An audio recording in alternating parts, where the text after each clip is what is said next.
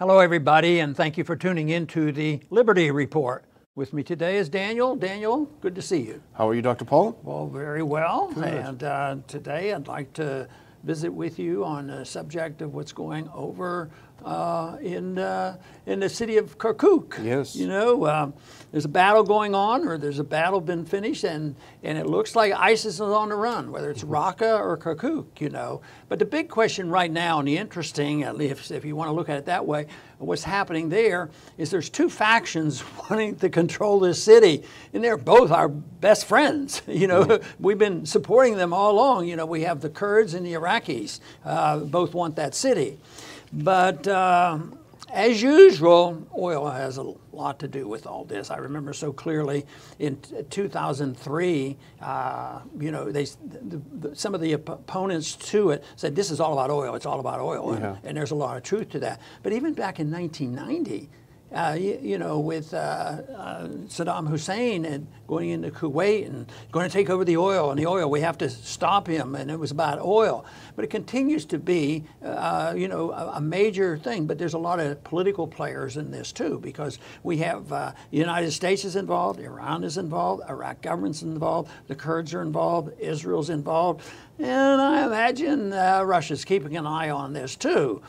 So it takes some sorting out. And of course, I date it back to 1990 that we've been more involved there than we should. So it goes on, and it never seems to get settled. It seems to get more complicated. Although there seems to be a major political and military shift in Syria right now, but there's a lot of questions in Syria, and there's, you know, still a lot of questions in Iraq. Some people might argue, well, it looks like the Iraq government has, you know, doing well, and they're going to take over Kirkuk, and this is all going to be settled.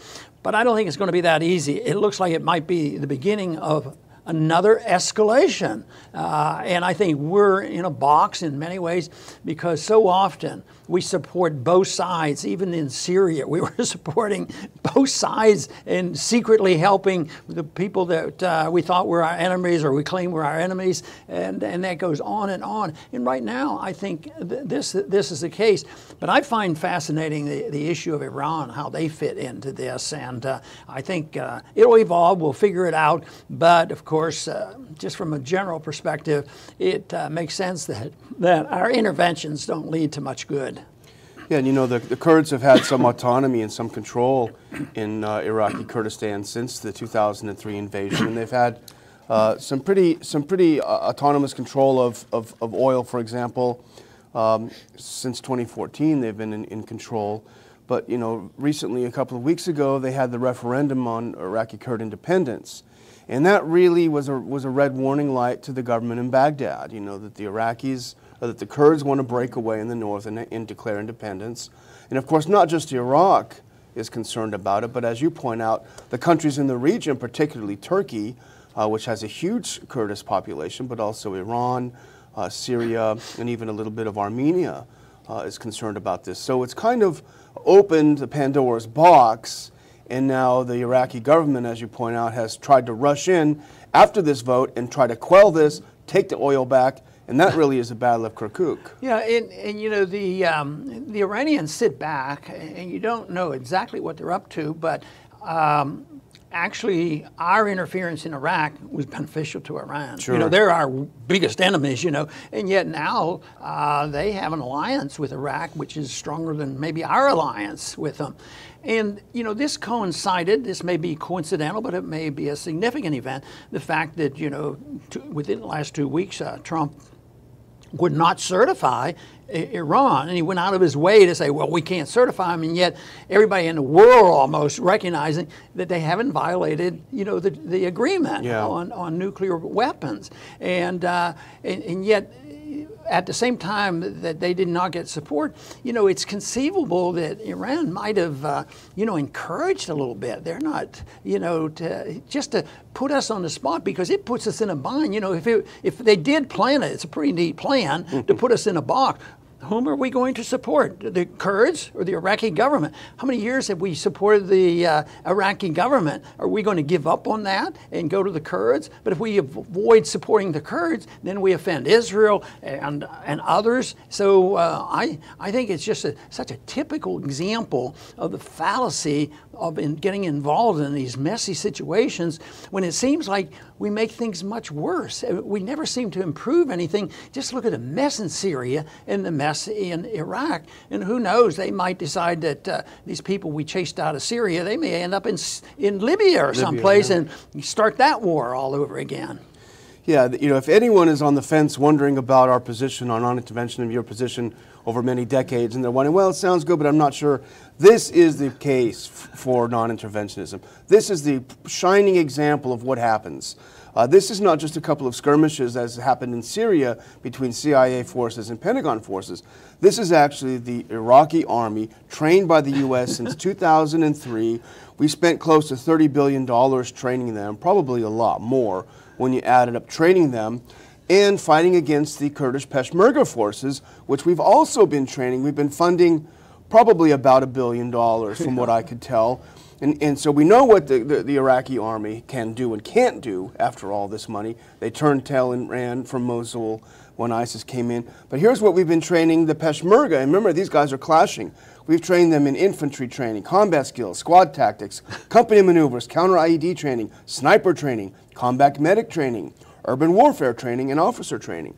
So we've got two armies that we've essentially built from scratch going at each other. You know, we have inadvertently devised a system of neutrality. All of a sudden, we're going to be neutral. And, you know, when the question came up about which side will our military be on, the Pentagon said, we need to back away from this. So in a way, we have a position of neutrality, which is obviously not going to be the case. Because I think when we get in a bind like this, we do what we traditionally do. We'll support both sides. You know, they have to make a decision. I think right now, the forces in Washington, the people who have clout, are going to probably support the Kurds. But then they have to deal with Turkey, and they have to deal with our new government, our wonderful government in Iraq.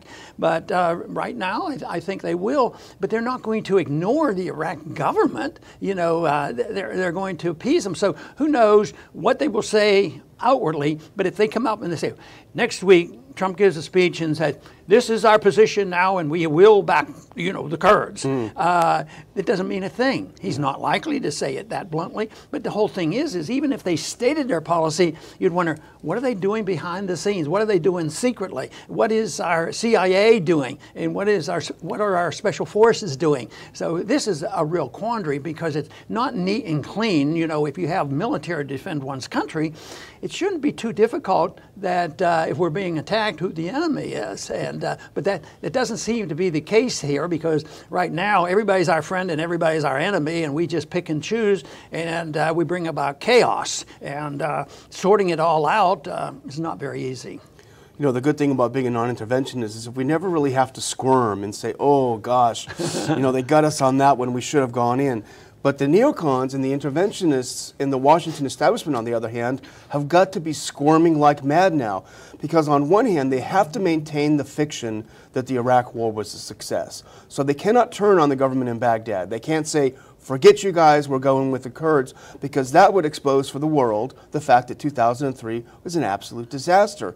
Yet they can't abandon the Kurds because the Kurds, A, have been trained in Iraq by the U.S., but also the U.S. relies heavily on the Kurds in Syria still, even though we're toward the end of the war. That's the only fighting force that we have. If the U.S. abandons the Kurds in Iraq, the Kurds in Syria are going to be a lot less enthusiastic about fighting Washington's battles. But and I think one of the reasons they'll do the squirming, if they are forced to at least give some assistance and want to protect the government of Iraq, whom does it help? Iran. You know, they're going to help them. And they have to squirm over that, because what are the neocons doing right now in the Congress? And what will they do with the sanctions and the agreements? And are they going to continue to bash Iran at the same time they support Iran's best friend, the Iraqi government that we created? And you talk about insanity, you know, in policy. This has to represent it. Of course, we've been saying the same thing about our position since 2011. Yeah. Since our position was to get rid of Assad must go, and there's been chaos ever since.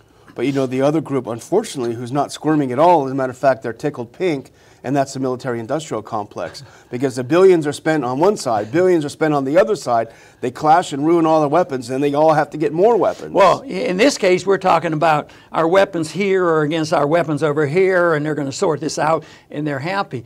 But very frequently, and it happens that those weapons will be turned against Americans, and that's not hard to find examples of that. Those weapons drift into the hands. I mean, how many Americans have been killed by the Al-Qaeda and Taliban and these people who ended up with weapons from America? We send weapons over there, and they trade rather quickly. I mean, I think the weapons that left Libya ended up into the hands of people, and it probably wasn't the policy led to it, but it probably wasn't, oh, what we're going to do is make sure that the radicals who hate our guts will get their weapons. But they end up, as soon as they get it, it's a trading fiasco. They trade these weapons, and our enemies get them, and then we suffer the consequence. And, you know, we've mentioned this several times on the show, but I think it was a great moment in the Senate when Senator Paul asked Hillary Clinton about these weapons that went from Libya and ended up in Syria, and we know they ended up in the hands of Al-Qaeda and ISIS. So at the very least, they're guilty of gross negligence in not keeping track of the weapons that they're sending over there. Yeah. But, you know, the Americans in Syria now are sort of in a very small pocket. The Syrian army has advanced beyond the Euphrates, which they were told not to do by the Americans, although it is their territory. And they're in a bind now. What is the next move? And I think we're seeing, and you suggested it earlier, a real shift in U.S. policy in Syria. And that shift now, and it's even being enunciated by the neocons, well, it's not about ISIS anymore. And now we've got to watch for Iranian influence. So that'll be the justification. Well, I think the new terrorist is Hezbollah. Yeah. You know, and you can always find something that you can say about them, but we always have to have a monster to seek out to destroy in order to support the military-industrial complex and to maintain our empire. I think when I look at what's going on there and what's happened in the last 5 years or so, and so many of our failures, I think it shows a weakening of the empire. And I think that our finances are in worse shape than most people realize, and it's the finances that ultimately brings down the empire. And if and when we have the next financial crisis, this type of activity might not be affordable. I think this is why the big argument is going on in Washington today about tax cuts and the budget.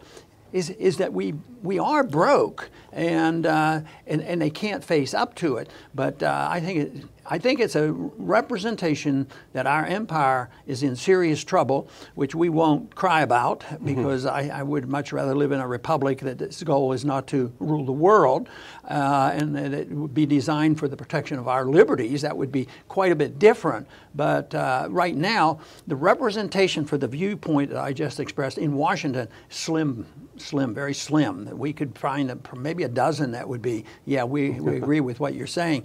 But the dominant support is obviously with the neocons, and but it comes from the media support and the politicians, and whether it's the administration or the congressional leaders. Sometimes they argue over little details about it, but they're still very, very supportive of supporting the empire because UN may drop a nuclear bomb on San Francisco next week. Just like Saddam Hussein was about out to attack us. They always have to build up that fear.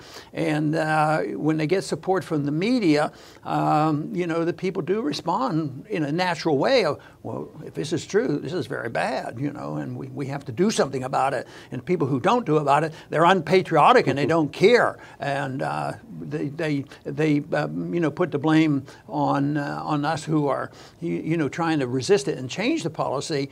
But ultimately, it's going to be the change in policy that's necessary for us. And, you know, even the realists who we ally with on certain occasions, they still don't challenge the basic idea that the U.S. must run the rest of the world.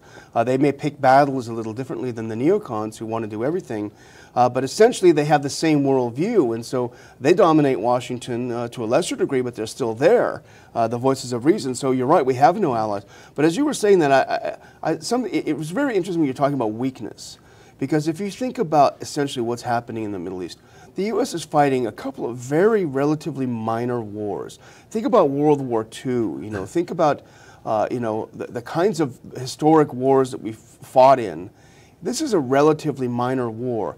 13, 14, 15 plus years later, we're worse off than when we started. So yeah, talk about weakness, the weakness of the empire. Yeah, and I think it's because they don't know exactly who the enemy is. We create the enemies, then they don't know where the end point is. You know, every once in a while they say, what's the exit strategy? Well, if you were fighting a legitimate war in defense, you would know what the exit strategy is. It's when we stop the invaders, you know, from coming here. But when you can't define it, I mean, just think of how it shifted where Assad had to go and he was the enemy to where we are today. Nobody talks about that. I mean, they lost that battle. It's a fight now over a city or two and Kurds being involved, and it's much more complicated. But when it gets this confusing, it usually means that it's an immoral, unconstitutional, unnecessary war. I think when I look at what's happening in foreign policy, the word always pops into my mind.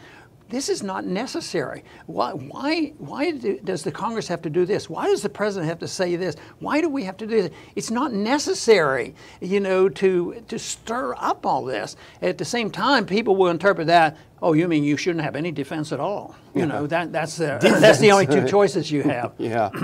Well, I don't want to, my final word is I don't want to make light of this, but in essence, it's almost like pop the popcorn, because this is really a clash of the titans. The Kurds and their allies are not about to back down on this. But then again, the Turks, the Iraqi government, Baghdad, they're also not to back down on this. So this could be something that really, really starts up a whole new conflagration. And I would say, as you're watching this unfold, remember one thing. This whole disaster is Washington's creation. This was created by interventionism. Not to say it would be perfect if we hadn't been there, but it wouldn't be like this. Yeah, and I'll just follow up on what you've just said, Daniel, is because, you know, if you say that we just walk away, there's chaos there, and we should be there to sort it all out. But the point is, if we wouldn't have gotten involved, if we wouldn't have been involved in remaking the Middle East, this chaos wouldn't be there. It would be far from perfect, but all these problems would be minimal compared to what they are.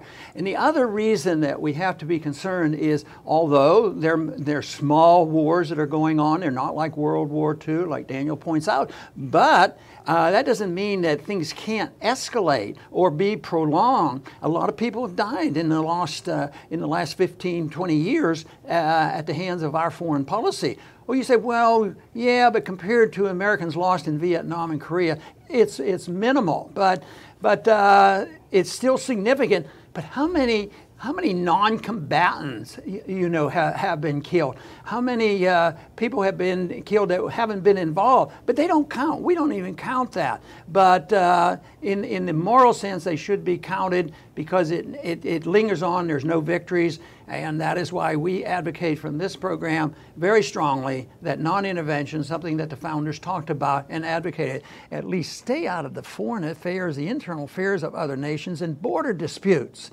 It's not complicated. If we want to have an influence, if we believe we are exceptional, and our history shows that there's many things been done in America that has been exceptional and good. And we've had great progress and great prosperity.